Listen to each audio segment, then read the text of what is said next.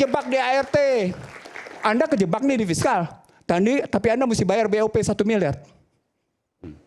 Nah, miskin. Lah, Anda terkena yang namanya Aceh, terkena Medan, terkena Sumatera Barat. Tapi Anda bayar untuk sesuatu yang penjajahan harus dihapuskan dari muka bumi dalam segala bentuknya. Oke. Tapi kita nggak bayar, Prof. Kita nggak bayar, Prof. Itu nggak ada statement yang pemerintah bayar. Prof, dari mana sumbernya? $1 miliar tadi katanya ya? $1 miliar untuk BOP itu nggak ada. 17 triliun. Itu kan angan-angan Prof aja itu. Terima kasih angan-angan. Tapi paling tidak, kalau Anda tidak masuk di situ, Anda mesti segera menyatakan keluar dari artinya, BOP. Prof juga mau menggambling ke sana. Bagaimana kalau nanti misalnya benar-benar diturunkan ratingnya? Itu Oke, yang khawatir. saya sebut lengkapi. Tadi soal tax holiday boleh sekalian. Dan tanya Antoni sekaligus penyampaian saya tidur. Pajak naikin aja untuk perusahaan asing. Sebentar. Gagas mencabut tax holiday itu berhadapan dengan Undang-Undang 2507. Ya, bahwa fasilitas untuk investasi itu ada di antaranya tax holiday. Dan hukum perjanjian itu ada 3 syaratnya. Kalau Anda mau kayak gitu, pergi ke Badan Arbitrasi Internasional. Gitu loh, ribut-ributnya. Itu diatur dalam Undang-Undang 2007. Pasti. Karena tadi hitung-hitungannya, jawaban begitu gitu ya. Itu yang pernah saya Nggak semudah itu, Prof Iksan ya? Iya. Nggak semudah itu. Sebenarnya ada jalan. Jadi kalau saya ngomong kayak gini di Rakyat Bersuara, Fuad Bawazir ini tahu bahwa saya pernah menyampaikan sesuatu pada Presiden Prabowo Subianto untuk merestrukturisasi aset. Dia tahu Fuad nih. Bisa kok, tapi bukan itu jalannya. Bentar, restrukturisasi aset. Itu termasuk tadi yang disebut oleh saya Tidu, yang disebut tadi oleh Fuad gitu ya. Itu kita bisa restrukturisasi aset. Misalnya, Pak. Tambang-tambang itu kan aset. Oke. Itu bisa direstrukturisasi. Persoalan pokoknya Anda tunduk pada hukum mana ketika Anda melakukan restrukturisasi. PKH itu bagian dari restrukturisasi aset. Cuma statusnya terhadap tambang-tambang atau perkebunan yang ilegal. Restrukturisasi misalnya naikin taxnya atau pengalihan kepemilikan dan seterusnya. Iya, termasuk kepemilikan ujungnya gitu ya. Sekarang yang kedua soal tadi capital outflow sama inflow. Data saya menunjukkan SBN dan BRI yang BI rate masuk angkanya 1,6 miliar US dollar inflow. Masuk. Outflow-nya 1,1 miliar US dollar. Surplus 500. Itu angka. Kenapa sampai kayak gini? Karena tadi kan naik, saya bilang 6,1% ke 6,8. SBN. Di situ nolong dia namanya defisit transaksi berjalan atau capital current account-nya. Untung. Loh sebentar. Itu diindikasikan dengan nilai tukar. Nilai tukarnya dari posisi 16.500 gitu ya ke 16.000 ke 17.000 bergeraknya sekarang 16.998 karena tadi ada pertolongan. Tapi dia tetap memerlukan yang namanya operasi pasarnya BI. Nah, operasi pasar BI itu diindikasikan apa? Mengurangnya cadangan devisa. Ini menggambarkan bahwa moneter dan fiskal terkena gitu ngelihatnya. Jadi bukan sekedar angka, cuma ada impact di situ, ada tekanan. Betul sekali. Anda cerdas. Terus serius. Baru tahu. Biasanya soal dibilangnya sebaliknya. Ini bukan soal angka-angka. Something beyond the numbers yang harus dilihat. Itu yang saya bilang tadi. Please lihat secara struktural fundamental, tekanan eksternal dan tekanan internal. Anda tahu nggak dampak dari energi yang terjadi? Saya sebut di sini sekarang. 1. Akan ada problem pada biaya logistik. 2, akan terjadi yang namanya biaya transportasi. 3, akan terjadi yang namanya problem di sini subsidi harus naik. Apalagi pernyataan Pertalite tidak naik, gitu misalnya. Itu artinya akan naik bebannya. Artinya pada beban, kenapa saya sebutin listrik, nanti juga harga listrik juga akan naik subsidinya. Apa artinya? Tekanan pada APBN. Kalau Anda nggak bilang fiskal, tekanan pada APBN. Ketika terjadi tekanan pada APBN, sekarang pertanyaan, dari mana duitnya?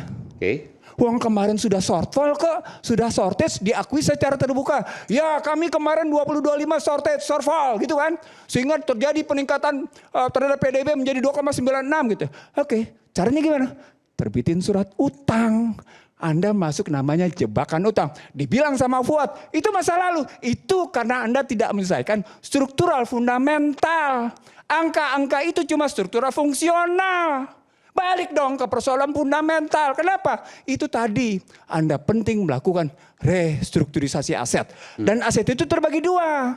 Aset tangible dan aset intangible. Intangible. Apa itu? Anda punya Malaka. Malaka. Selat Malaka. Oke. Anda punya Selat Lombok. Oke. Anda punya Selat Makassar. Anda punya Selat Sunda. Iran itu memainkan Selat Hormuz. Cerdas dia. Indonesia mainin apa? Oke.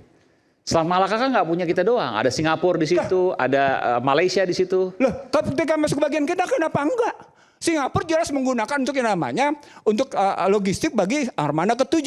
Sehingga yang namanya armada ke-7 menjadi satpamnya mereka. Tapi untuk wilayah Indonesia gimana? Begitu juga ketika masuk yang namanya Cina Selatan. Kan artinya kalau kita mau ngambil posisi aset dua, tangible dan intangible, maka masuk ke dalam apa yang tadi Fuad sebut. Indonesia kaya raya. Persoalan pokoknya kita nggak punya harkat martabat untuk tegak. Nggak berani. Apa indikatornya? Anda kejebak di ART. Anda kejebak nih di fiskal. Tapi Anda mesti bayar BOP 1 miliar. Nah, miskin. Lah, Anda terkena yang namanya Aceh. Terkena Medan. Terkena Sumatera Barat. Tapi Anda bayar untuk sesuatu yang penjajahan harus dihapuskan dari muka bumi. Dalam segala bentuknya. Oke. Tapi kita nggak bayar, Prof. Kita nggak bayar, Prof. Itu nggak ada statement yang pemerintah bayar. Prof, dari mana sumbernya? 1 miliar dolar tadi katanya ya? 1 miliar dolar untuk BOP itu nggak ada. 17 triliun. Itu kan angan-angan Prof aja itu. Terima kasih angan-angan. Tapi paling tidak kalau Anda tidak masuk di situ, Anda mesti segera menyatakan keluar dari artinya BOP. Prof juga harus memberikan informasi yang benar dong buat masyarakat. Iya, Jangan sampai malah Prof memberikan informasi-informasi yang justru menakutkan. Karena faktanya hari ini, sekarang di Rakyat Bersuara, Prof menyampaikan informasi yang menakutkan. Di sosial media hari ini, ya sejak 2 hari terakhir, itu isinya ketakutan-ketakutan. Ketakutan ini yang kemudian menciptakan panic buying. Yang kemudian panic buying ini bikin orang antri di semua SPBU. Padahal nggak ada itu. Sampai hari ini. Yang kemarin ditakuti adalah akan terjadi kenaikan BBM. Tapi sampai hari ini kan nggak jadi. Bahkan data-data yang tersebar aja, data-data yang tersebar, maaf nih Prof, maaf ya. Data yang tersebar itu semua data hoax. Bahkan mereka berani pakai logo Pertamina, pakai logo pemerintah, Danantara gitu. Padahal itu nggak ada. Oke, sekarang saya balikin sama Anda. Kenapa Prasetyo Hadi dan Bahlil beda? Prasetyo Hadi menyatakan BBM non subsidi dan BBM subsidi tidak naik harganya. Bahlil bilang yang nggak naik itu cuma subsidi, yang non subsidi ngitung harga. Terbalik Prof, terbalik. Yang naik itu non subsidi, ya kan?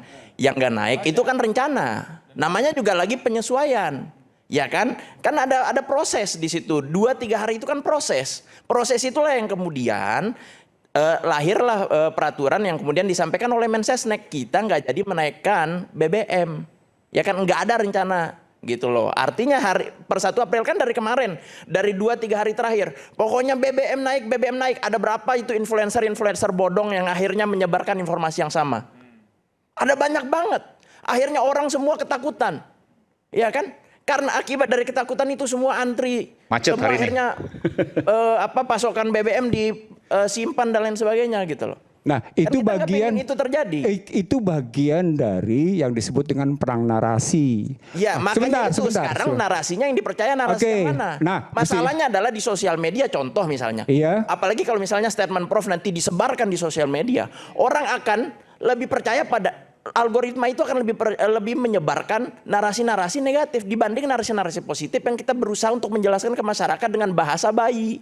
Oke, gitu, Prof. Artinya kalau kita paham itu sebagai perang narasi, maka yang dibutuhkan sekarang adalah bagi pemerintah meningkatkan public trust. Oke? Itu kan sudah dilakukan Sebentar. Iya, makanya. Iya, itu sudah dilakukan, Sebentar. Prof. Kalau kita mau bicara public trust mau dinaikin, maka pertanyaannya menjadi begini. Apakah pernyataan-pernyataan pemerintah itu dalam pernyataan konsisten atau inkonsisten yang munculnya? Itu nggak bisa dibilang konsisten atau inkonsisten. Itu kan melalui rapat-rapat, melalui pertimbangan dan lain sebagainya. Untuk kemudian tanggal 1 kan masih ada kemungkinan tanggal 1. Artinya kan ada waktu tuh. Ya kan kita mempertimbangkan A, pertimbangan B, pertimbangan C. Setelah pertimbangannya diambil semua, oke ternyata kita terapkan ini aja tanpa perlu menaikkan BBM misalnya contoh. Ya kan? Kan tadi Prof nanya juga dari mana anggarannya? Kan ada refocusing anggaran. Nilainya ada yang 50 triliun, ada yang juga 80 triliun. Bahkan kalau tadi misalnya dari Pak Said Didu, kalau misalnya IO ini dibatasin, ya kan ada sekitar 30 triliun. Bahkan lebih tadi. Penghematan anggaran, bahkan lebih. Ya kan? Gitu loh. Artinya angka-angka ini jangan kemudian dijadikan narasi untuk menakutkan masyarakat. Masyarakat kita udah rendah literasi, ditakutin lagi dengan narasi-narasi. Nah, kalau Saya sadar, pikir perlu dikoreksi sedikit. Jadi artinya bahwa ini pernah ada statement bahwa ini akan naik.